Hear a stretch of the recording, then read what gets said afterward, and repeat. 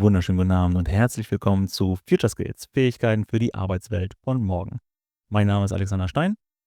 Zu meiner Seite sitzt heute Per Johomsen als mein Co-Host, Hallo. Tim Schneider hinter der Technik, und wir Grüße gehen raus an Matthias und Christian, die heute nicht vor der Kamera dabei sein können. Aber dafür haben wir jemand anderen bei uns eingeladen, unseren tollen Gast, heute Arne Rook, Consultant im Bereich Agilität und vor allem auch moderne Führung. Das wird heute unser Thema. Vorher aber noch ein ganz kurzer Einspieler von unseren heutigen Sponsoren. Wir haben agile Teams, aber keine guten Ergebnisse. Auf die Dauer ist das ziemlich frustrierend. Das nervt total. Wie muss sich die Führung ändern, damit agile Teams richtig gut funktionieren? Delegation in die Teams führt zu mehr Autonomie. Damit die Autonomie funktioniert, setzen Sie Leitplanken. Und mit richtigen Leitplanken können Sie eigenständiges Handeln in den Teams fördern. In unseren Management 3.0 Schulungen lernen Sie moderne Führung. So richtig. So richtig.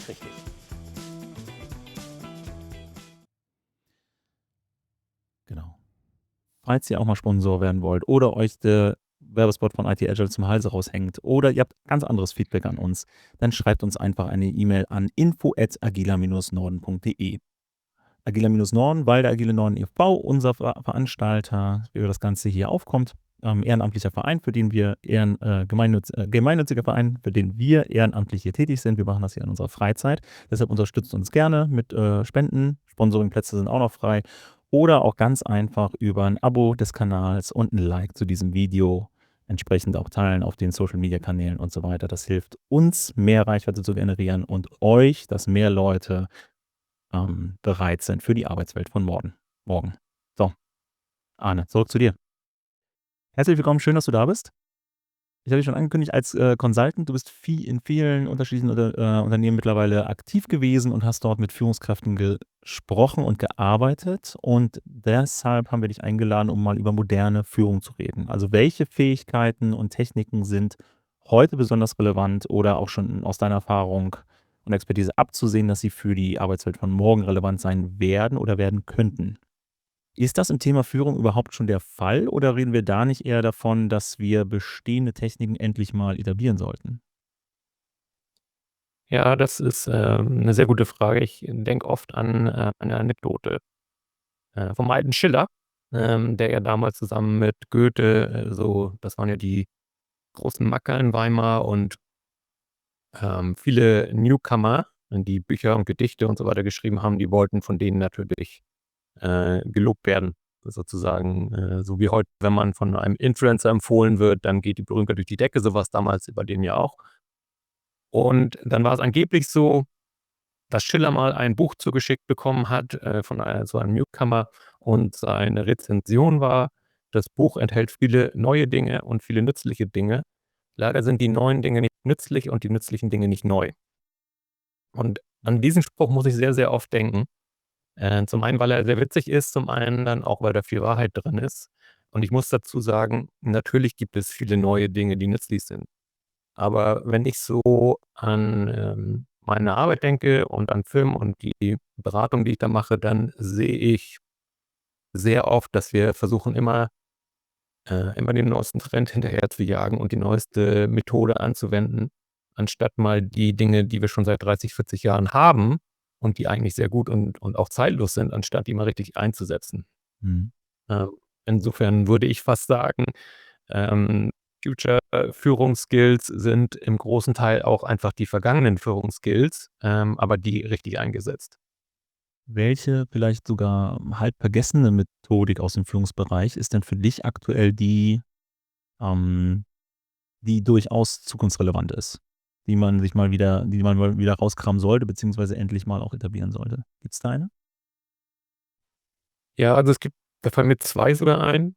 Das erste ist Schnell Leadership. Heute ist ja, glaube ich, das Übung.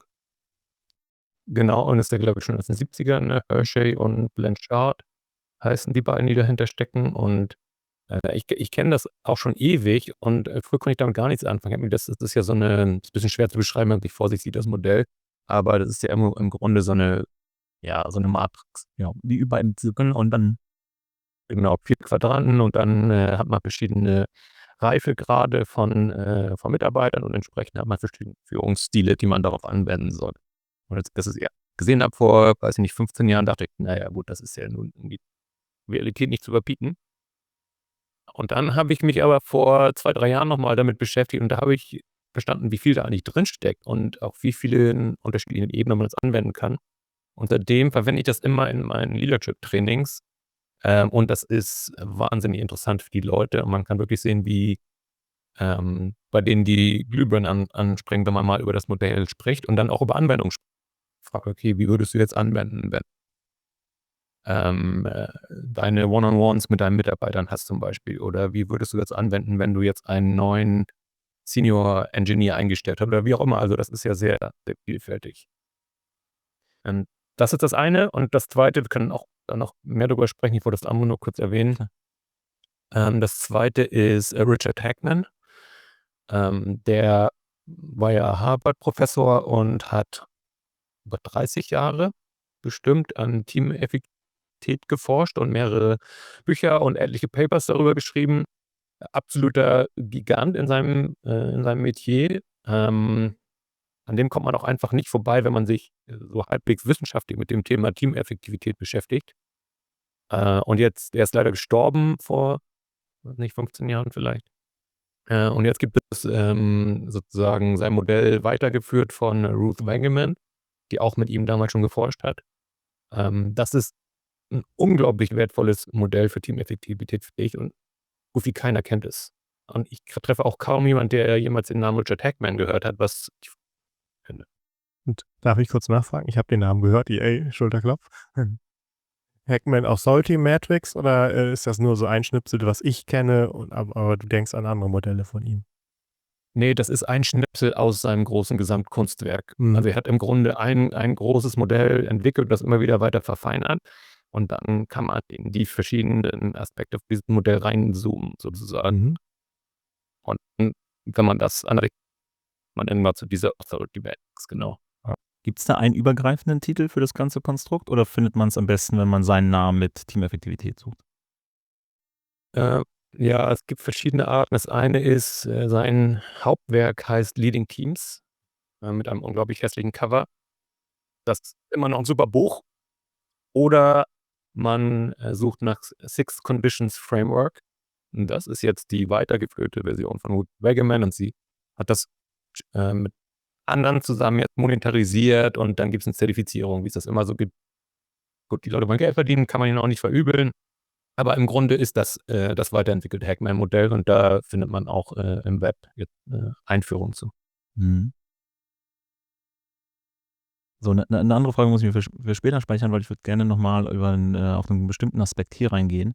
Und zwar, wenn wir über moderne Führung sprechen oder generell auch Future Skills, sind das ja Fähigkeiten, die jetzt im Kontext von vor allem Digitalisierung, Wandel der Aspekte und Gegebenheiten am Markt, ne, viel mehr Dynamik in der Umwelt und so weiter relevanter werden. Oder wie im Falle der Führung, glaube ich, wie wir bestehende Verfahren vielleicht auch wieder rausholen müssen, die schon eingestaubt oder nie richtig etabliert worden sind, weil sie jetzt wieder relevanter werden oder einfach der Grenznutzen, ne, sich verändert. Gibt es da bestimmte Aspekte in diesen beiden Modellen, die du für die Zukunft besonders relevant findest oder die für dich besonders hervorstechen? Vielleicht sogar im Kontrast zu dem Kontext, in dem sie mal entwickelt wurden? Für die Arbeitswelt, die uns jetzt bevorsteht? Hm. Da fallen mir auch wieder 2 mögliche Antworten zu ein. Das eine ist, ich glaube, Führung wird immer mehr auch als Teamsport begriffen. Mhm. Und das heißt, wenn wir von Teameffektivität reden, dann geht es nicht nur um die Entwicklungsteams, sondern es geht auch um Führungsteams. Und deswegen finde ich das Thema auch so interessant, weil, also oft höre ich die Kritik, naja, mit Teams sich zu beschäftigen, ist ja schön und gut, dann hat man seine Scrum-Teams und man tunt die immer weiter, aber wenn Leadership nicht mitmacht, dann laufen die ständig gegen Wände. Und deswegen muss man eigentlich an der Leadership arbeiten. Und ich finde, das ist sehr binär gedacht, denn man braucht natürlich beides. Also stimmt schon, wenn die Umwelt nicht passt, dann können die Teams nicht effektiv sein. Andererseits aber, wenn man nur Leadership hat und keine Effektivität, dann funktioniert es auch nicht. Und dann hat man die Schnittmenge, wo es um effektive Leadership-Teams geht. Also, und Leadership findet ja zumindest in den Unternehmen, in denen ich unterwegs bin, eigentlich zu 80% in Leadership-Teams auch statt. beziehungsweise in Gruppen von Leadern, die sich Teams nennen, müsste man wahrscheinlich eher sagen. Genau, vielleicht sind es ja auch eher temporäre Allianzen. Genau, und das finde ich aber wahnsinnig interessant, sich damit zu beschäftigen, weil man da mit relativ geringem Aufwand auch ziemlich großen Impact haben kann. Also einfach mal die Frage zu stellen, ihr nennt euch Leadership-Team, seid ihr überhaupt ein Team? So, und dann kommt vielleicht die Frage, naja, wie definiert man denn ein Team? Und dann redet man drüber und dann spricht man weiter und dann fragt man, naja, in wie viele Teams seid ihr denn? Und dann hört man auf in 5, 6, 11 verschiedenen Teams. Und dann ist die Frage, kann man wirklich mit dir in 11 verschiedenen Teams sein? Wahrscheinlich nicht. Ja. Okay, wenn das hier kein Team ist, was ist es dann? Ne? Und so, also diese Gespräche finden oft gar nicht statt in der Organisation. Nee, ne? Und dann kommt ja auch noch ein anderer Aspekt dazu, ne? Dieses typische Bereichsdilemma, ne? Leute, die halt in ihrem Fachkontext organisiert sind, wie jetzt, ne, alle Führungskräfte zusammen in einem Team. Aber die sind ja auch nochmal Teil von dem Team, das sie selber führen, also von ihren Leuten. Was hat Priorität, ne? Vor allem, wenn wir so in Matrixstrukturen reingehen und sowas. Was ist das echte Team? Also wo bin ich beheimatet? Die Problematik. Und das andere ist ja, was für mich hier bemerkenswert ist, wenn wir über Führungsteams reden, egal in welcher Konstellation, ob echte Teams oder nicht, aber auf jeden Fall eine Gruppenkonstrukt, das ist ja tatsächlich auch eine Veränderung gegenüber vielen Führungskonstrukten in sehr vielen Unternehmen immer noch, wo Führungskräfte mehr oder weniger als einsame Wölfe ausgebildet werden, ne, um ihren Tanzbereich abzustecken und bei sich zu herrschen und ne, da bist du ja sehr auf alleine gestellt, was wahrscheinlich später nochmal auch der Schulterschluss sein wird, die Rückführung dann auf das Thema, wie kriegen wir den Führungskräfte überhaupt im Sinne von modernen Techniken ausgebildet, weil da hapert es ja ganz häufig. Ne, so, aber da gehen wir später nochmal drauf ein. Und ist dieser Aspekt Führung auch, also hin zu Führungsteams, ist das was jetzt vielleicht das Label modern kriegt, oder ist das auch eigentlich ein alter Hut, nur jetzt rückt das hier oder da mal mehr ins Zentrum? Ich habe den Eindruck, dass das schon, es ist jetzt nicht ganz neu und super modern, aber ich habe den Eindruck, dass das deutlich mehr geworden ist in den letzten 20 Jahren. Also zumindest der Anspruch, dass Führung in Teams stattfindet. Inwieweit das wirklich passiert, ist ja noch eine andere Frage, aber da sehe ich schon einen Wandel tatsächlich. Ja. Ich habe da tatsächlich auch eine Hypothese zu, warum das der Fall ist. Hast du eine Idee, bevor ich meinen Senf dazugebe? Warum da so ein Wandel stattfindet? Naja, ich glaube, es hat schon auch was mit der Komplexität zu tun, die du erwähnt hast. Mhm. Es ist einfach unglaublich schwierig für eine Führungskraft alles abzudecken, was an Anforderungen an die gestellt wird. So, und dann, das nervt mich tatsächlich auch manchmal, wenn man so auf LinkedIn guckt und wahrscheinlich auch bei anderen Medien, aber ich bin eigentlich nur noch auf LinkedIn. Da gibt es oft dann dieses, der geniale Leader und sei so wie Bill Gates oder sei so wie Steve Jobs oder Dr. Elon Musk. Das ist ja fragwürdig, ob man sich den als Vorbild nehmen sollte. Aber selbst wenn man mal von seinen merkwürdigen politischen Ansichten absieht, ist es ja sehr fragwürdig, dass er alleine das alles geschafft hat, ohne andere Leute, die ihm zugearbeitet haben oder mit denen er zusammengearbeitet hat. Also diese Idealisierung von der geniale Führer, die geht mir ein bisschen auf den Nerv, ehrlich gesagt. Ja, definitiv. Und da sollten wir nicht nur im deutschsprachigen Raum ein bisschen vorsichtig sein, so, ne, da irgendwie einer einzelnen Führungsposition hinterher zu hecheln. Aber das vor allem zu glorifizieren, ne? Also Naja, auf und welcher Basis? ja, genau, weil wie viel Skills brauchst du? Also das ist ja, die Aufgabe ist ja so komplex, dann gibt es ja so viele Aspekte von Führung und hier, Stephen Bungay war das doch, ne? Mit dem Art of Action. Art of Action und sowas, wo du dann siehst, okay, zur Führung gehört so viel dazu und es gibt so viele Skills, dass es kann ja sehr, sehr selten, dass eine Person das in sich vereinen kann und die alle mitbringt. Ne? Genau, ne? Stephen hat ja vor allem sein Modell mit den 3 Bereichen, ne? Also dann als Venn-Diagramm auf Deutsch ist das Kreisdiagramm? Ich weiß nicht, wenn der Genau, Venn-Diagramm. Ja, ja, ja. Also, ja. Egal. Auf jeden Fall, wo er 3 Kernprofile, jetzt meiner Ausdrucksweise, definiert hat von Führungscharakteren und auch darauf als Militärhistoriker darauf hingewiesen hat, dass die Überlappungen relativ selten sind und vor allem die von allen 3 gleichzeitig. Und das wäre aber das, wenn du wirklich an der Spitze eine glorreiche Führungsposition haben möchtest, dann müsste das diese eine Position sein. Gibt es historisch nachgewiesen eine Handvoll Male, ne, über tausende Jahre Menschheit. Ja, genau, und das ist auch wirklich super für alle, die das nicht kennen oder nochmal nachlesen wollen. The Leadership Trinity heißt das Modell. Und da gibt es auch einen kurzen Artikel zu, den es meines Wissens immer noch kostenlos im Netz gibt. Und mir jetzt dazu noch was eingefallen.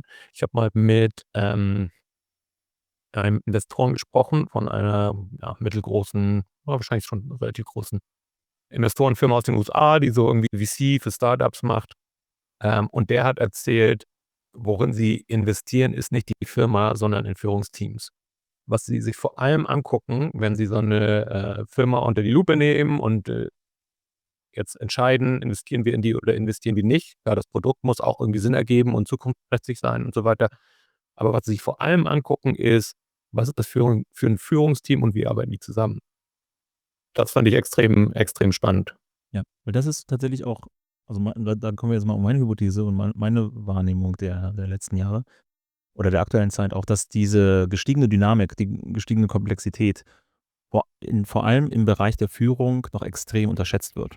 Ne, wir haben ganz viele Aktivitäten in der Entwicklung und in anderen Bereichen. Ne? Wir haben Design Thinking und New Work und also viele Bereiche der Arbeit oder Aspekte der Arbeit, wo dieses Thema aufgegriffen und dann sich damit behandelt wird.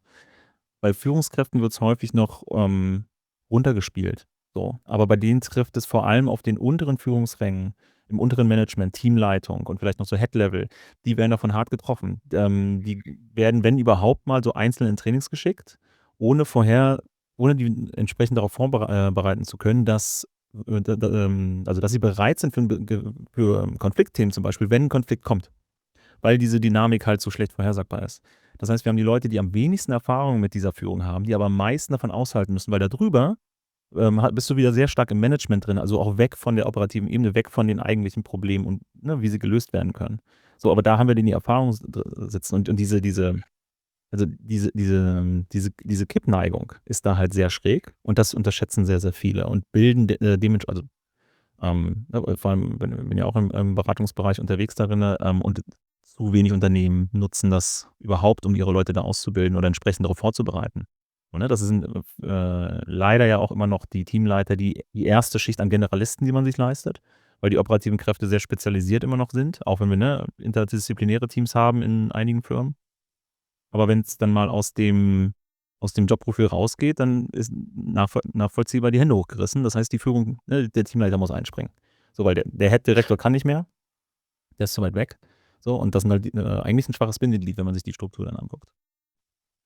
Ja, und ich bin ja viel in so Tech-Unternehmen unterwegs, die ja oft wahnsinnig schnell wachsen. Ja. Und da ist das Thema Ausbildung von Führungskräften oft total unterbelegt. Ja. Und meiner Erfahrung nach sind da traditionelle Unternehmen, die tatsächlich Programme für Leadership haben und für nachwachsende Führungskräfte. Die Inhalte, weiß ich nicht, mögen vielleicht auch nicht immer das sein, das wir jetzt, sie haben es. Sie haben Programme und da wird man, glaube ich, relativ selten befördert in eine Management- oder Leadership-Position und dann, ja, herzlichen Glückwunsch, hier ist eine Beförderung, jetzt viel Glück. Und es ist ja auch keine Überraschung, wenn jemand ein sehr guter Designer oder ein sehr guter Softwareentwickler ist, dann heißt es nicht, dass diese Person auch automatisch guter Manager oder Managerin ist. Das sind halt andere Skills, die man dafür braucht und die muss man lernen. Genau. Und vor allem muss man da im Zweifelsfall auch begleitet werden. Aber ich bekomme es auch viel zu häufig mit, dass die Leute dann alleine gelassen werden. Du warst halt gut in deinem Seniorposten, als operative Kraft und jetzt wirst du halt die Führungskraft von deinen Leuten. Aber du warst halt, wie es ja so schön heißt, Individual Contributor. Das heißt, du hast alleine was geliefert und jetzt musst du dafür sorgen, dass alle anderen liefern und nicht du. Jetzt müssen alle anderen ins Rampenlicht und du musst nach hinten treten, hinter dem Orchester stehen. Oder mein Lieblingsspruch an der Stelle, wenn du das Orchester leiten möchtest, musst du dem Publikum den Rücken zudrehen. Aber du hast deine Promotion bekommen, weil du dich in Szene setzen konntest und deine persönliche Leistung. Dieser Wandel und dann an der nächsten Stufe, dann nachher ins Top-Management, wenn es darum geht, auch weniger zu führen und mehr zu managen, also mehr verwaltende Tätigkeiten auch. Auch da sehe ich dann häufig so einen Kipppunkt, wo die Leute ausbildungstechnisch zu schwach unterstützt werden, ganz häufig. Und dadurch haben wir diese Situation. Wenn jetzt halt höhere Dynamik, also mehr unterschiedliche Themen zu unvorhersehbaren Zeiten, und das killt die Leute dann. Und dann brauchen wir dann halt eine stabile Basis durch wie du sagst, und da stimme ich völlig zu, durch auch Führungstechniken und Konzepte, die es aber schon lange am Markt gibt, die man halt wirklich einmal auch sauber implementieren sollte, vielleicht auch dahingehend modernisiert, dass man schaut, wo sind die Schwerpunkte, die uns in unserem Kontext, in unserer Branche, gerade in unserer Zeit, besonders wichtig erscheinen. Ja. Wobei ich gleichzeitig das Gefühl habe, aber vielleicht liegt das auch daran, dass ich irgendwie ja immer nur meinen Blick auf die Welt habe und vielleicht in meiner Bubble lebe, dass relativ viele Führungskräfte, die neu in 'ne Führungsrolle rutschen, vielleicht von ihrem Kontext, von ihrem Unternehmen nicht aktiv durch irgendwelche Programme unterstützt und ausgebildet werden, aber schon mit der Erkenntnis da reingehen, da ist was, das muss ich erst lernen, ne? Mhm. In meiner naiven Wahrnehmung hat sich das ein bisschen gewandelt, dass man das schon wirklich begreift, dass das ein Skillset ist, was man lernen kann und nicht, weil du bist halt entweder du bist jetzt Führungskraft, du machst es halt einfach und musst da nichts lernen, Ja. also. Und gleichzeitig, um, da einmal wieder das Gegengewicht zu haben, damit wir ein bisschen Streitgespräch auch kriegen. Denn ich frage sehr gerne in Führungskräfte-Coachings von neuen Führungskräften, ob sie mir Beispiele nennen können aus ihrer Erfahrung von schlechten und von guten Führungskräften, an denen wir uns orientieren können, ne? Also, zu lernen, wie man es nicht macht und zu lernen, wie man es macht. Jeder hat hat Beispiele für schlechte Führungskräfte. Und alle sind überzeugt, ich mache das besser, ich will es jetzt besser machen. Aber die wenigsten können mir tatsächlich eine Führungskraft nennen, an der sie sich orientieren wollen. Vielleicht gibt es dann irgend so 'n absurdes Leitbild, wie wir schon besprochen haben, ne? Musk, Gates, Bezos oder wen auch immer, was halt aber sehr abstrakt ist. Aber wirklich jemanden, von dem ich intim erfahren habe, wie er führt, wo er vielleicht auch mal schwache Momente hatte oder wo ich beobachten konnte aus erster Hand, wie das aufgebaut ist und nicht irgendwie durch 3 Autorenschichten dann in der Autobiografie irgendwelche komischen Leitsätze, die sowieso Quatsch sind, dann mitnehmen darf. Ja, und, meine Erfahrung ist, wenn ich stelle ähnliche Fragen, meistens am Anfang von so 'nem Leadership-Training. Die Leute haben bei mir oft, schon positive Vorbilder. Das sind aber dann eher Leute wie mein Vater oder mein Fußballtrainer, oder mein Onkel oder so was, ne? Und das ist auch interessant, weil man dann genau, und da kann man natürlich nicht jetzt draus ableiten, wie führe ich jetzt 'n Softwareentwicklungsteam unbedingt, aber man kann fragen: „Was hat diese Person für Werte gehabt?“ Oder „Was hat diese Person so toll Vorbild, was möchtest du davon übernehmen?“ Man kann natürlich auch fragen: „Was war daran schwierig?“ Also, man will die Person ja wahrscheinlich ja alle Leute irgendwie ihre Vor und Nachteile hat. Und das ist aber auch 'ne interessante Diskussion. Also, was sind so Leitbilder, Führung oder auch so, Glaubenssätze, Mhm. die ich mit mir rumschleppe, sowohl positive als auch negative. Und ich gebe dir recht, was selten kommt, ist tatsächlich ja mein jetziger Manager oder mein voriger Manager. Das war so möchte ich sein als Führungskraft. Das höre ich auch. Mhm. Ja gut, ist ja auch naheliegend, ne? Weil die Unternehmen, die Schwierigkeiten haben mit den Führungskräften, die holen uns ja rein. Ja gut, aber man kann schon 'n bisschen tiefer da eintauchen, ob sie wenigstens Aspekte identifizieren, ne? Zu sagen: „Okay, diese Führungskraft, die ich hatte, hat das Ja, ich will schon 'ne Stärken, aber schon 'ne Stärke gehabt. Ich möchte nicht One-on-one genauso toll. werden wie die Person, aber das war toll oder diesen Aspekt, Das identifiziert. würde ich gerne für mich mitnehmen oder erlernen“, ja. Fällt mir ein, als du eben gesagt hast, na ja, die Firmen, die uns engagieren, da ist vielleicht auch liegt was vielleicht im Argen der Führung. Da ist natürlich was dran. Ja, ist schöner Und formuliert. dabei fällt mir immer was ein, dass, wir haben ja kurz über Situational Leadership gesprochen. Und was ich an dem Modell unter anderem toll finde, es legt ja sehr viel Wert auf, Awareness. Mhm. Ich überlege grade, ob's dafür 'n guten deutschen Begriff gibt. Ja, Bewusstheit? Ne, Ja, Aufmerksamkeit, Auffassungsgabe. ja, ich sage einfach Awareness. Also, selbst-aware versuchen, Awareness herzustellen, wo bin ich jetzt in meinem Führungsverhalten, wo habe ich auch Schwachstellen, wo bin ich stark, aber auch, Awareness für die anderen. Also, wenn ich jetzt, Leute manage, ne, wo haben die vielleicht blinde Flecken, wie kann ich die weiterentwickeln?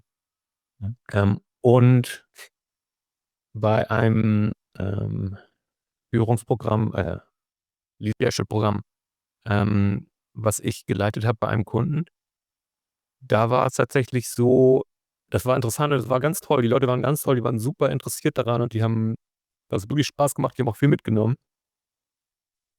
Und dann kam irgendwann raus, dass das freiwillig war. Also, das macht ja auch Sinn. Ich will auch niemanden in meiner Schulung haben, der da hingeprügelt wurde oder da nicht sein will, ne? Und da gibt es natürlich ein systematisches Problem, weil die Leute, die es wahrscheinlich am nötigsten hätten, die sind sich nicht bewusst, dass sie es nötig haben. Das heißt, sie werden sich nicht freiwillig für so eine Schulung anmelden. Ähm, ich weiß noch nicht, was da die beste Lösung für ist. Man kann sie sicherlich nudgen, also im Sinne von, naja, wenn du eine neue Führungskraft bist, dann kriegst du eine E-Mail von HR, die dir empfiehlt, mal zu einer Schulung zu gehen oder so. Das kann man schon machen. Aber es ist erstmal ein systematisches Problem, glaube ich. Ja, und da kommen wir nämlich auf ein anderes Thema, was vor allem für moderne Führung auch relevant ist. Wie kriegen wir denn die Leute in die Ausbildung, sodass wir die Konzepte auch wirklich, also ne, in der Vergangenheit hast du ja gesagt, haben wir es nicht hingekriegt in vielen Unternehmen, diese Konzepte wirklich einmal auch auf die Straße zu bekommen. Jetzt werden sie auch notwendiger, weil immer mehr Druck durch die dynamische Umwelt auf die Führungskräfte einprasselt. Ne? Wir können die Leute nicht mehr rausschmeißen, wir müssen sozial kitten und so weiter. Und die Zeiten ändern sich halt. Wie kriegen wir das jetzt wirklich etabliert? Und vor allem meine Erfahrung ist da auch, wenn du den Führungskräfte Trainings anbietest, entweder du kriegst nicht alle abgeholt, so, weil du nicht die Zeit hast, um die Sachen zu, ne? Oder die Leute sind überhaupt nicht da, weil sie sich die Zeit gar nicht einplanen können. Oder sie sind halt nicht mental da, weil sie die Notwendigkeit nicht sehen. So, ne? Also noch stärker als in anderen Bereichen, wenn wir jetzt über Ausbildung von Softwareentwicklern reden oder auch selbst so die üblichen Trainingsbereiche, wo du sehr viel geschickte Teilnehmer hast, also Leute, die dann reingesteckt werden, ne? Kommunikation und Führung, Konfliktmanagement, also die ganzen Soft Skills. Bei Führungskräften ist es noch schlimmer. Die irgendwie mal in 'nen Termin zu bekommen, dann auch noch aufmerksam. Es ist halt so einfach, meiner Erfahrung nach, für Führungskräfte zu sagen: „Ja, ich habe ja hier noch was Wichtigeres“, so, ne? So 'n Manager-Schedule ist halt auch sehr, sehr schön zerklüftet und da so die üblichen Trainingsformate reinzukriegen, ist extrem schwer. Ist das 'ne Erfahrung, die du teilst? Und wenn ja, wie ist denn aktuell dein Ansatz, damit umzugehen? Also, welche Formate oder welche Anpassungen an Weiterbildungsformaten funktionieren für Führungskräfte deiner Meinung nach? Also, was sehr gut funktioniert hat bei mir, das ist aber schwierig umzusetzen, aber es hat zweimal funktioniert schon, ähm, dass ein Manager ist an mich rangetreten, hat gesagt: „Hier, ich hätte gerne mein Team an Führungskräften. Die sind alle relativ neu, unerfahren oder kommen aus verschiedenen Unternehmen. Das heißt, die haben kein gemeinsames Leitbild, was gute Führung ist und ich möchte die gerne ausbilden. So, kannst du mir da helfen?“ Ähm, und ich glaube auch, ist die Annahme, die müssen das lernen und ich nicht. Ich kann das schon. Das ist meine Schützlinge, ne? Und das ist natürlich zum einen fatal, weil das mein selbst wenn da jemand sehr seniorig und erfahren ist, hat diese Person ja auch noch Blindspots und kann Sachen lernen. Aber vor allem sendet es 'n ganz fatales Signal. Also, ich möchte, dass ihr alle in diese Führungskräftetraining geht, aber ich habe keine Zeit dafür. Also, ich selbst, euer Chef, ich habe keine Zeit Das ist dafür. nicht wichtig genug. Genau. So und ich habe es tatsächlich aber auch 'n paarmal schon geschafft, dass ich dann diese Führungskraft, auch in die Schulung mit reinbekommen habe. Und zwar nicht nur so: „Ja, ich sitze da jetzt meine Zeit ab und gucke aber die ganze Zeit in meine E-Mails“, sondern auch wirklich aktiv mitgemacht hat, vorbereitet hat, die Hausaufgaben gemacht hat und so weiter. Und das war 'n absoluter Gamechanger. Also, macht 'n Riesenunterschied. Und man muss dazu sagen, es kann Situationen geben, wo man das nicht machen sollte. Das steht Stichwort psychologische Sicherheit. Wenn man will, dass genau, die Leute sollen ja 'ne offene Diskussion führen, über Fehler reden, über ihre reden. Und wenn sie das Gefühl haben, das wird ihnen jetzt irgendwie beim nächsten Mitarbeitergespräch aufs Brot geschmiert, wenn jetzt ihr Chef, ihre Chefin da drin sitzt, dann ist das schwierig. So, aber wenn man das Gefühl hat, da gibt's genug Sicherheit, dann würde ich auf jeden Fall immer versuchen, das so zu machen. Ja, und da sprichst du 'n sehr wichtigen Punkt an meiner Meinung nach. Ich bin mittlerweile auch immer stärker spezialisiert auf Individualtermine, vor allem Coachings und einzelne Trainings mit Führungskräften, weil häufig dieser Raum fehlt, sich zu öffnen. Oder die Leute wurden auch darauf in der Struktur trainiert, so, sie sind ja die Führungskraft, sie müssen also diese Unsicherheit aushalten und immer die starke Person sein in der Gruppe, ne? Keine Schwäche zeigen, so, ne? Und das ist extrem schwierig, da für die Leute, sich da auch dann neues Wissen an sich ranzulassen, weil das ja immer 'n Zeichen von Schwäche wäre, jedenfalls in ihrer Wahrnehmung. Ja, und da, fällt mir auch noch was Interessantes zu ein. Als ich das große Leadership, Programm, mit designt habe und dann umgesetzt habe, da haben wir uns überlegt, was für Themen sollen da rein oder große Themenblöcke. Und ich weiß gar nicht mehr wie, aber ich bin in so ein Rabbit Hole reingeraten, als ich irgendwas recherchiert habe und dann führt eins zum anderen und so weiter, wie man das kennt. Dann bin ich beim Thema emotionale Intelligenz hängen geblieben. Und das ist auch so ein Thema, wo ich immer dachte, ja, halt, so Halbseiten und so kann ich nicht so richtig was mit anfangen. Und habe dann aber Sachen gefunden, die mich total überzeugt haben. Und ich habe dann auch gelernt, dass es wirklich auch wissenschaftliche Forschung dazu gibt. Also es gibt auch viel Zauberei in dem Bereich, aber es gibt auch wissenschaftliche Forschung. Ich kann absolut empfehlen das Buch Permission to Fear. Gibt auch einen TED-Talk zu. Ich habe gerade den Namen vergessen von dem Autoren, aber Permission to Fear heißt es. Super Buch und super Konzepte da drin. Das haben wir dann eher so prototypartig mal in einem Modul eingeführt und seitdem haben wir es mehrfach gemacht in Leadership Trainings und es war fast immer das, was die Leute am meisten gelobt haben hinterher. Und gleichzeitig das, wovor alle am meisten Angst hatten. Also wenn man es in der Agenda gesehen hat oder hey, jetzt die Woche kommt dieses Thema, die Woche kommt das Thema, dann stand da irgendwas mit Emotionen. Und ich bediene jetzt mal ein bisschen die Stereotype. Gerade wenn man es mit Techies zu tun hat, dann stößt man dann nicht auf viel Gegenliebe. Aber wenn man das vernünftig einbettet und erklärt und jetzt nicht gleich am Anfang mit der Tür ins Haus fällt und sagt so, erzählt doch mal, wie ihr euch gerade fühlt, dann kann das extrem hilfreich sein. Und das war was ich gelernt habe, wo ich vor 3 Jahren nicht mit gerechnet hätte. Also, dass das ein Thema ist, was ich heute für hochgradig relevant halte für Führungskräfte. Ja, voll spannend. Und damit haben wir ja aber auch schon den Bogen geschlagen, weg von individuellen Skills und Führungskräfte, die vielleicht neu sind und erstmal ordentlich was lernen müssen, hin zu Leadership-Teams auch, ne? Oder? Das hört sich ja auch an, als ob das eins von den Schlüsselelementen ist, wo du sagen würdest, wenn man Leadership-Teams formen will, entwickeln will, dann wäre das ein Thema. Was hast du denn da noch für Schlüsselelemente bei dir so im Kopf? Zu Leadership Teams meinst du? Ja, genau. Ja, also da auch wieder Richard Hackman, Ruth Wegeman, Six Foundation Framework, die sprechen auch viel über Leadership Teams. Ich finde das unglaublich hilfreich. Eine Sache, die sie in ihrem Modell haben, was vielleicht nicht so intuitiv ist oder was ich in anderen Modellen so auch noch nicht gesehen habe, die sagen, echte Teams sind bounded. Also, wie übersetzen das? Eingegrenzt oder so, ne? Wir haben Rahmenbedingungen zur Orientierung. Nee, das ist damit nicht gemeint, sondern es ist tatsächlich gemeint, wer ist drin und wer ist draußen. Also, oh ja, Wer ist mit eines Teams und wer ist nicht mit. also Klarheit über die Zugehörigkeit. Genau. Und was man machen kann, ist tatsächlich mal Leute bei der Kaffeemaschine zu fragen, in wie vielen Teams bist du Mitglied, aber B auch, denk mal an ein Team, in dem du Mitglied bist. Wer ist dann noch Mitglied? So, dann fragst du irgendjemand, der gerade erwähnt wurde und fragst diese Person, wer ist Mitglied? Und sehr wahrscheinlich wird man unterschiedliche Antworten hören, insbesondere wenn es sich um Leadership-Teams handelt. Also wenn man sowas wie so ein Scrum-Entwicklungsteam hat, da ist es oft, die sind oft der bounded, also da ist relativ klar. Oft gibt es noch so ein bisschen Unsicherheit, zum Beispiel beim Designer oder manchmal auch beim Product Owner oder so, dass die Leute sagen, naja, das ist kein richtiges Teamgebiet, aber das ist relativ klar, wer da drin ist. Während es bei Leadership-Teams hochgradig unklar ist. Also die Leute geben völlig andere Antworten, wer da drin ist und wer da draußen ist. Und auch wenn man die Leute fragt, wie groß ist euer Team, kriegt man oft unterschiedliche Antworten zwischen 5 und 25. Und gibt es da, also auf der wissenschaftlichen Basis oder nach dem Modell, gibt es da eine Antwort drauf? Wenn die Antwort ist, ich bin in 5 Teams, ist das auch im Schnitt eher schlechter, als wenn die Antwort ist, ich habe ein Team, das ist mein Hauptteam?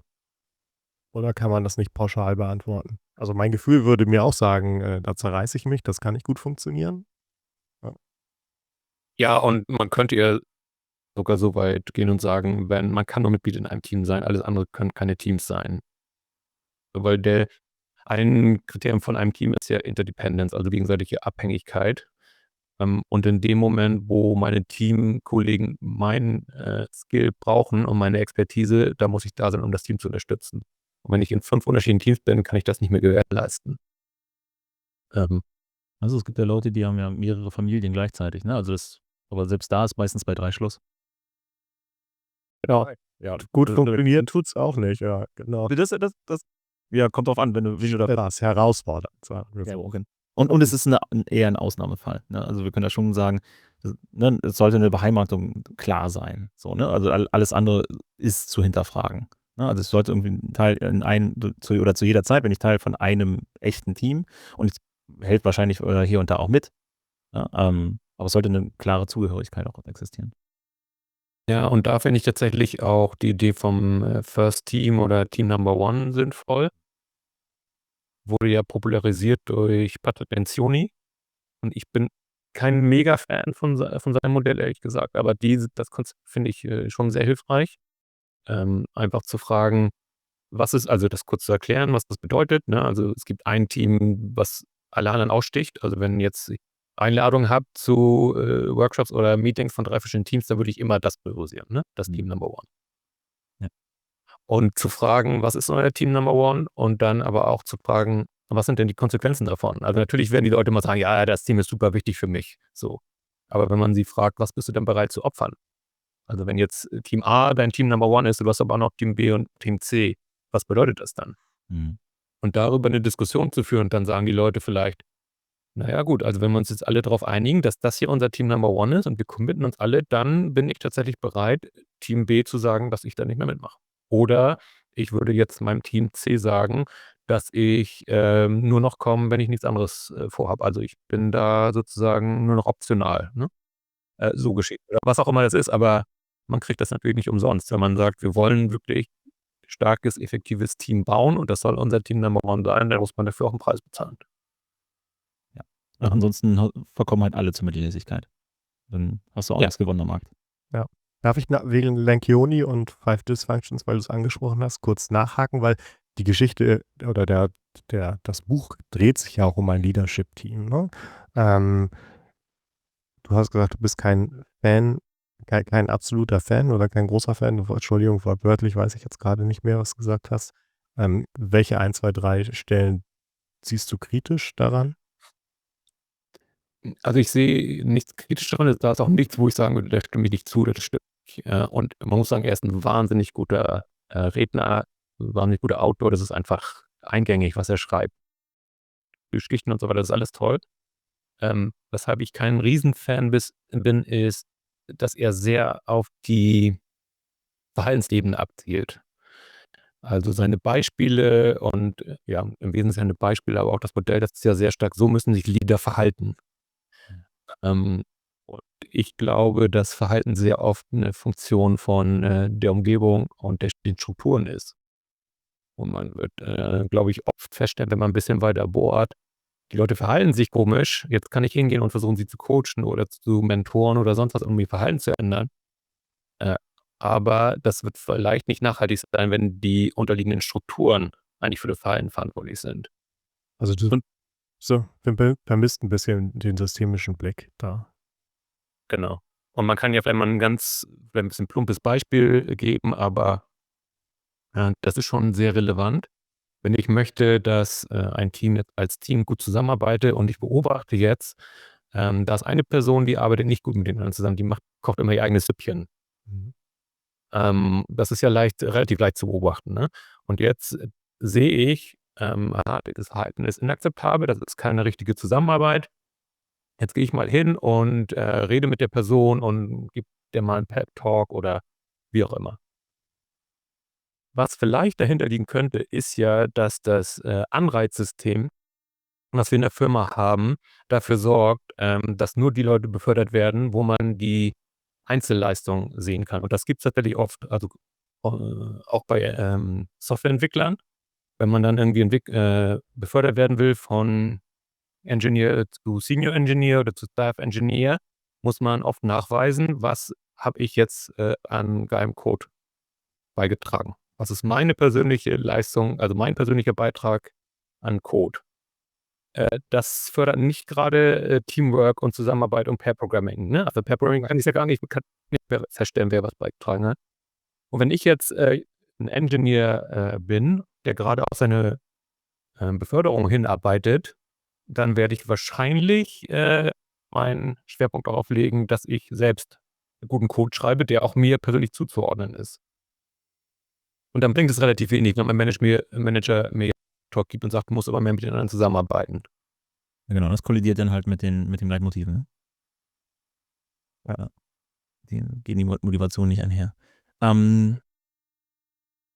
Kriegst du noch zusammen? Ich wollte vorhin noch fand ich einen spannenden Aspekt. Du hattest ja auch noch mal Scrum-Teams erwähnt, ne? Also interdisziplinäre Teamkonstrukte, semi-autonom. Das ist ja sowieso auch immer die Diskussion in der Szene, vor allem den aktiv. Sind Führungskräfte Teil dieses Konstruktes oder nicht? Und, ne, oder wie weit sind die in der Führungsstruktur, in der Organisationsstruktur eingebettet? Vor allem, wenn wir jetzt in dem Kontext moderner Führung auch von Führungsteams sprechen und Hauptzugehörigkeiten. Wo siehst du denn da tendenziell irgendwie den stärkeren Aspekt? Sollte ich als Führungskraft in meinem Führungsteam, also in meinem, eigentlich streng genommen in meinem Fachbereich aktiver sein, oder sollte ich mit dem Team arbeiten, das ich tatsächlich führe, um Teameffektivität auch zu erzeugen? Ja, also tendenziell würde ich sagen, mit meinen Peers. Und das ist das, was ja auch Lencioni sagt, und da stimme ich ihm auch vollständig zu. Da gibt es auch so ein 5-Minuten-Video von ihm, wo er vor so einem Whiteboard steht und das erklärt mit dem Team Number One. Und er sagt genau das. Also wenn ich jetzt ein Engineering Manager bin, vielleicht so im Entwicklungsteam, und dann bin ich aber auch noch Mitglied von einem Team, wo alle Engineering Manager drin sind. Und jetzt bin ich in 2 Teams und die Frage ist, was priorisiere ich? Die meisten Leute priorisieren ihr Entwicklungsteam. Also das Team, das sie führen. Und Lencioni sagt aber, und da stimme ich ihm auch zu, eigentlich müssten sie das Team mit ihren Peers priorisieren. Denn wenn das nicht funktioniert, dann kriegen die Leute unterschiedliche nicht Anweisungen, aber Richtungen vorgegeben. Ne? Dann sagen die verschiedenen Engineering alle was anderes. Ja, mal eine Und dann andere kriegen die Rahmenbedingungen. genau andere Rahmenbedingungen, andere Visionen. Man merkt einfach, die Leute haben Dinge boah. Und das wirkt alles chaotisch und passt nicht zusammen. Und Vor allem, weil ja ich als Führungskraft dann in dem Kontext ja auch vor allem als Sprachrohr in die Organisation rein, ne, als Dienstleister aus Seiten der Organisation fungieren sollte. Ne, wenn das Team irgendwie strukturelle Anforderungen hat, Hiring, ne, oder übergreifende Prozesse umgestalten oder sowas. Ne? Das heißt, ich bin ja eigentlich der linken Pin, die Verknüpfung dahin mit meinem Führungsteam dann und da dann einheitlich das Ganze auszugestalten. Ja. Ja, und auch so was ganz Ja, generell, strategisches Alignment und so, ne? Also, ja. Ja, da gibt es übrigens auch Forschung zu. Es gibt ein Buch, was ich auch empfehlen kann, das heißt Teams That Work. Tannenbaum ist einer der Autoren, oder wahrscheinlich Tannenbaum ist ein Amerikaner. Und die haben sich sehr viele Meta-Analysen angeguckt zu Teamwork und Teameffektivität. Und eine Sache, die sich zeigen lässt in so Forschung, ist, dass wenn das Führungsteam nicht aligned ist und nicht gut zusammenarbeitet, dann ist das negativ korreliert mit der Zufriedenheit der Mitarbeiter. Also jemand, der jetzt zum Beispiel in einem Scrum-Team ist, wird unzufriedener, wenn das Team der Chefs nicht gut zusammenarbeitet. Und auch wenn sie ja gar nicht dabei sind, wenn die jetzt sich treffen oder Sachen machen, das merken die. Also das kommt an bei den anderen Leuten und das macht sie unzufrieden und ineffektiv. Ja, so 'n bisschen auch wie zu Hause, ne? Wenn Mama und Papa sich streiten, das kriegen die Kinder mit. So gut du es auch unter den Teppich kehrst. So, ne, wenn wir nicht einer Meinung sind, so, dann das merkt man. Da gibt es übrigens noch eine andere Zahl aus demselben Buch, wissenschaftlich erhoben wurde. 92 der Befragten, ich weiß jetzt nicht genau, wie sie es gemacht haben, aber es ist eine wissenschaftliche Studie, also das wird schon einigermaßen ordentlich sein und nicht jetzt irgendwie 5 Leute auf der Straße gefragt. 92% sagen, dass Teams entscheidend sind, um erfolgreich zu sein in der Wirtschaft, aber nur 23% sagen, dass ihr eigenes Team effektiv ist. Das ist sehr aussagekräftig. Ja. Apropos teameffektiv und Führungsstile, im Kontext moderner Führung. Und wir haben ja auch schon einige der glorifizierten Namen jetzt auch 'n paar Mal erwähnt und so weiter, ne, an denen sich einige Leute orientieren oder weniger. Gibt es denn, wenn es keine neuen Aspekte gibt, sondern alte Techniken, die aufgefrischt werden sollen, mal andersrum gefragt. Gibt es aus deiner Perspektive, deiner Erfahrung her, bestimmte Aspekte die heute in der Führung sehr stark gelebt werden, die zukünftig wegfallen sollten zum Wohle aller? Gibt es da Tendenzen und Trends, die du kritisch beäugst? Hm. Das ist eine gute Frage.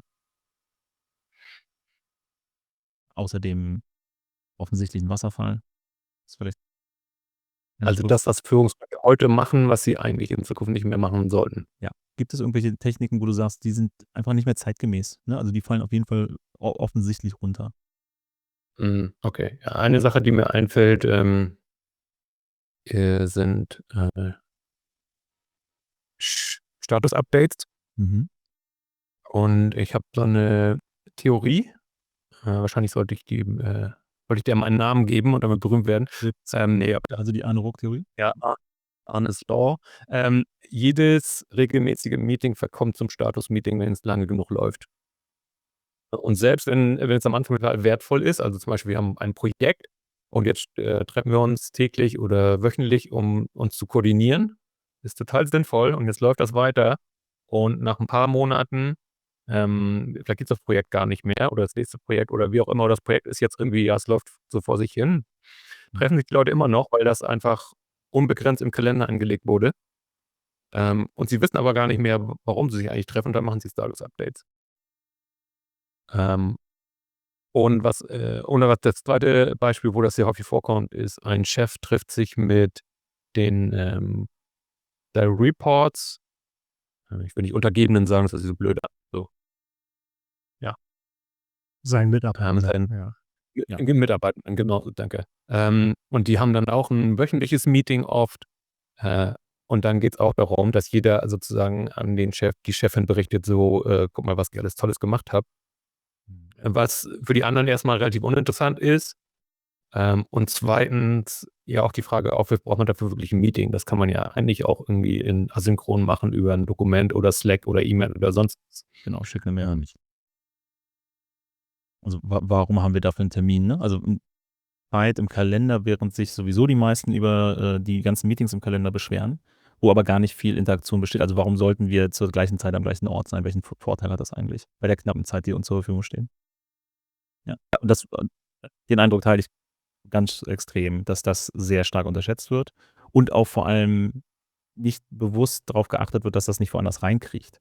Also, ich höre von ganz vielen One-on-One-Serien, die dann zum Statusreport verkommen, wo vor allem ja One-on-Ones ja so, ne, in vielen Ansätzen ja sogar von der anderen Person ausgehen sollten, ne? Also, von der Mitarbeiterin und nicht von mir als Führungskraft, dass ich 'n Statusreport haben will auf deinen Projekten. Im besten Fall sind das sogar zwei getrennte Termine, wo wir wirklich das eine oder das andere, damit wir uns sauber auf diesen Kontext einlassen können, dann ausgestalten. So, und das Rucksche Law, was wir jetzt kennengelernt haben, was ist denn deine Hypothese? Wieso kommt es dazu? Wieso entsteht dieser Trend? Also, ich kann das total nachvollziehen, ne? Ja.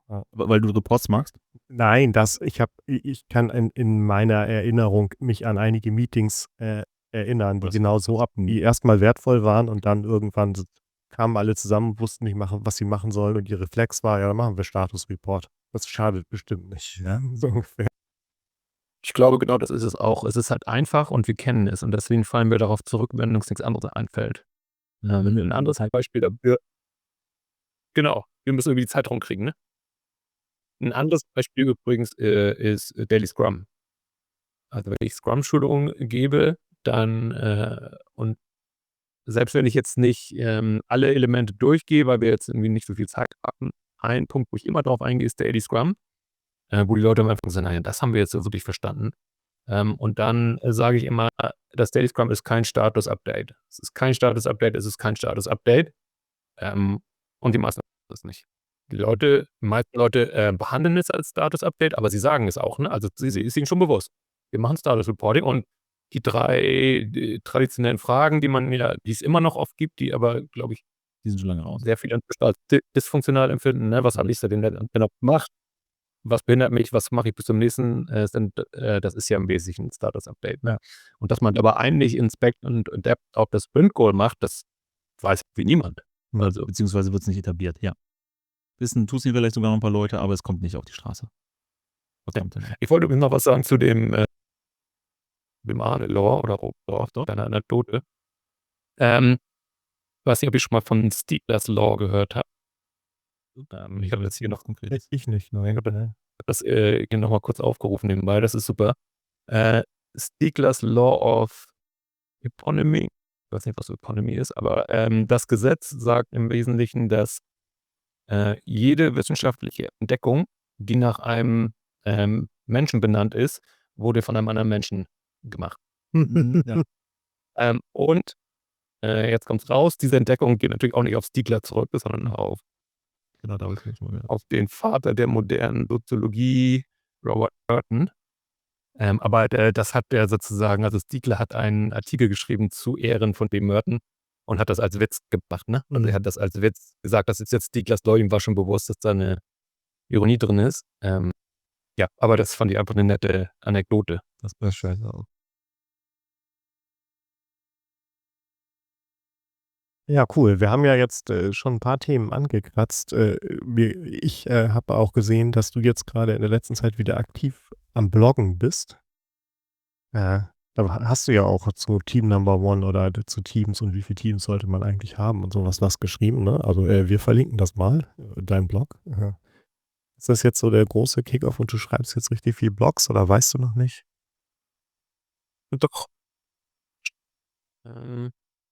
Ich weiß, dass Blogs ein bisschen aus der Mode gekommen sind, wobei ich mir habe sagen lassen, dass sie jetzt wieder zurückkommen. Also vielleicht bin ich jetzt wieder ganz vorne dabei bei der Bewegung. Alles werden. Mir macht es einfach Spaß zu schreiben. Auch mir macht es Spaß, ein bisschen längere Texte zu schreiben. Also jetzt nicht so diese 2 Absätze. Aber nicht gleich wieder im Buch. Nee, im Buch auch nicht. Irgendwas dazwischen. Und ich habe das bis jetzt ganz gut geschafft. Ich glaube, es gibt 6, 7 Posts einmal die Woche. Jetzt ist es gerade Wo findet man die? auf meiner Webseite, genau. Und ich poste das immer kurz auf LinkedIn, tease das da an. Und nee, das bringt mir Spaß. Ich habe eigentlich vor, das regelmäßig zu machen, genau. Und im Zuge mit der Themen, die du in den Blogartikeln auch aufarbeitest, was sind denn für dich aktuell im Kontext von moderner Führung deine Future Skills? Mit welchen Themen setzt du dich aktuell neu oder erneut auseinander? Also ich kann erst mal sagen, womit ich mich nicht auseinandersetze, was aber definitiv 'n Future Skill ist, das ist künstliche Intelligenz. Ich habe dann wahnsinnigen Widerstand. Ich weiß, dass das hochgradig relevant ist und dass das grob fahrlässig ist von mir, aber ich kann mich nicht dazu durchbringen, das mal ernsthaft auszuprobieren für mich, wo alle um mich rum sagen, das ist super und so weiter. Das könnte sich jetzt vielleicht ändern, weil ich nämlich gerade auf was gestoßen bin, was ich total interessant fand. Das war auch zum Thema Teameffektivität. Da habe ich ein Interview gehört mit einer Professorin, die habe ich mir schon aufgeschrieben, Nancy Cook, C-O-O-K-E, die forscht zu womit ist gemeint, eine Mischung aus Menschen und anderen Spezies. Und sie haben zum Beispiel damit, glaube ich, an Teams, wo Hunde mit drin sind, also so Polizeistaffeln oder beim Militär, so Minensuchhunde und so. Wo man ja sagen kann, der Hund ist ein Teammitglied. Ja, und wie funktioniert jetzt Koordinierung und wie können die gut als Team funktionieren? Und sie macht jetzt aber Forschung zu KI. Also sie betrachtet KI als ein Teammitglied und überlegt sich dann, was muss man jetzt tun, um ein effektives Team aus Menschen und KIs zu haben. Und sie haben zum Beispiel dann einen Versuch gemacht, wo sie festgestellt haben, die KI ist wahnsinnig produktiv, aber was sie nicht hinkriegt, ist diese Shared Mental Models. Das heißt, sie wusste nicht, wann sie den Menschen Informationen geben muss. Und das ist etwas, was gute Teams können. Also ich weiß, wenn wir in ein eingespieltes Team bin, jetzt muss ich eher Bescheid sagen. Aber jetzt muss ich ihm nicht Bescheid sagen, weiß er von selbst. So. Und das kann die KI gar nicht. Noch nicht. Also in Zukunft. Und das könnte vielleicht mal ein Einstieg in die Welt der KI sein. Weil ich das abgefahren finde, das zu erforschen.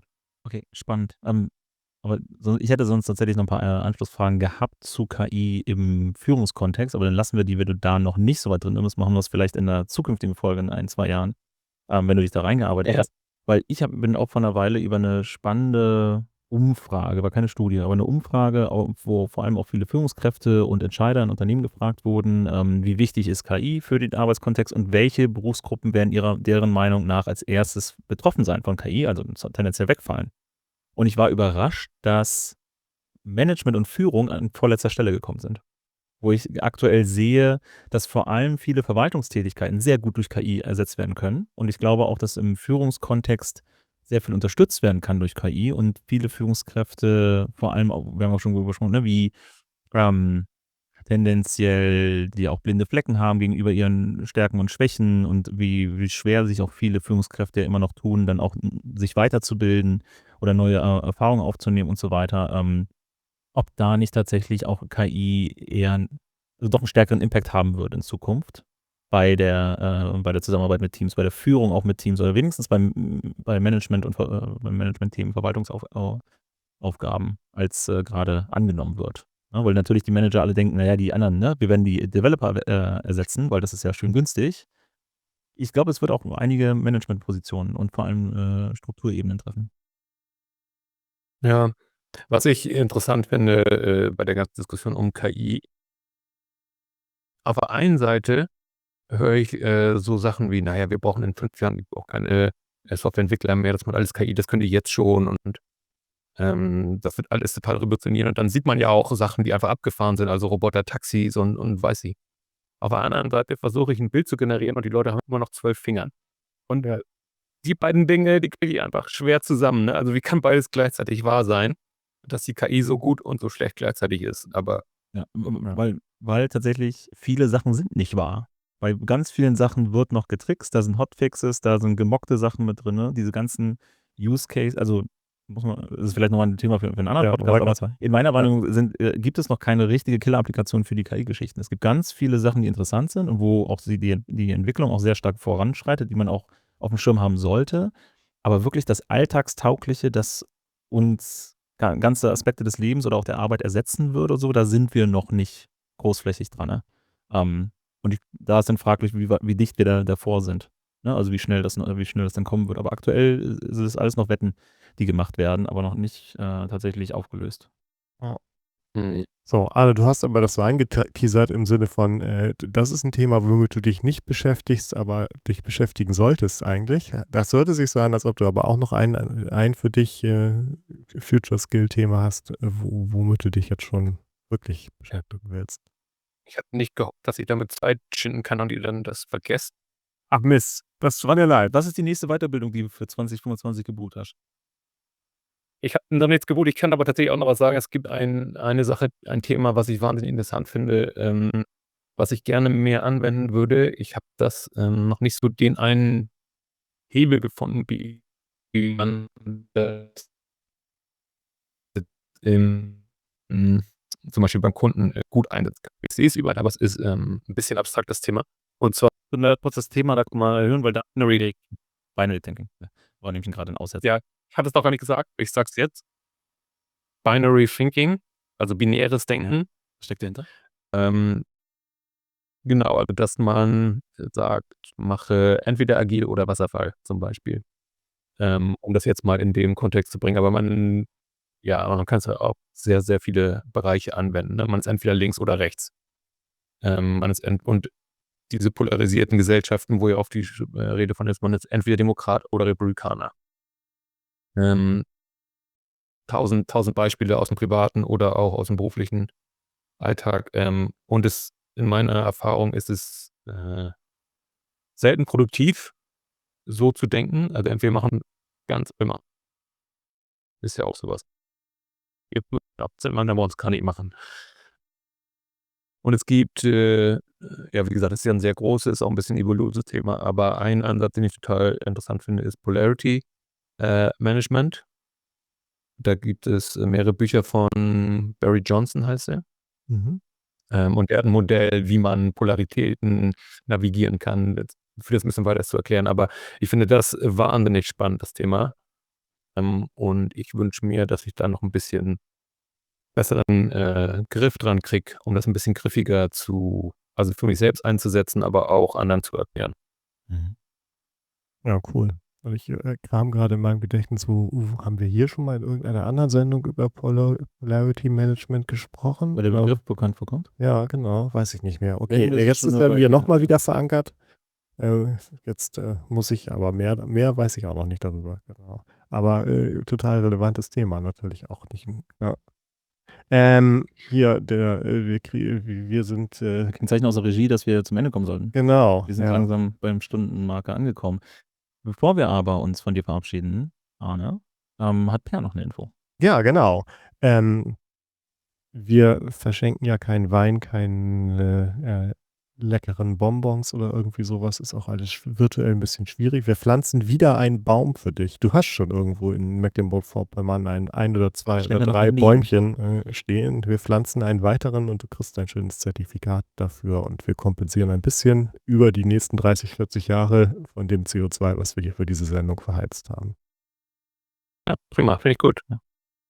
Danke, Per, für den Abend heute. Danke, Tim, in die Technik. Danke an Matthias und Christian da draußen und vor allem vielen Dank, Arne Rook, dass du heute hier warst und mit uns über moderne Führung gesprochen hast. Und vielen Dank auch an alle da draußen, die bis hierhin dabei geblieben sind, beziehungsweise dass sie als Aufzeichnung gucken. Denkt ans Abonnieren und ans Liken und natürlich auch teilt das ganz gerne. Und wenn ihr Infos habt, Wünsche, Themen für uns, schreibt eine E-Mail an info@agilanorden.de. Und damit sind wir für heute durch. Wir sehen uns dann, das war jetzt die letzte Folge für 2024. Wir sehen uns im Januar wieder, dann hoffentlich planmäßig wieder als Livestream und nicht mit technischen Schwierigkeiten wie heute. Bis dahin, viel Spaß, kommt gut übers Jahr. Wir sehen uns in der Arbeitswelt von morgen. Tschüss.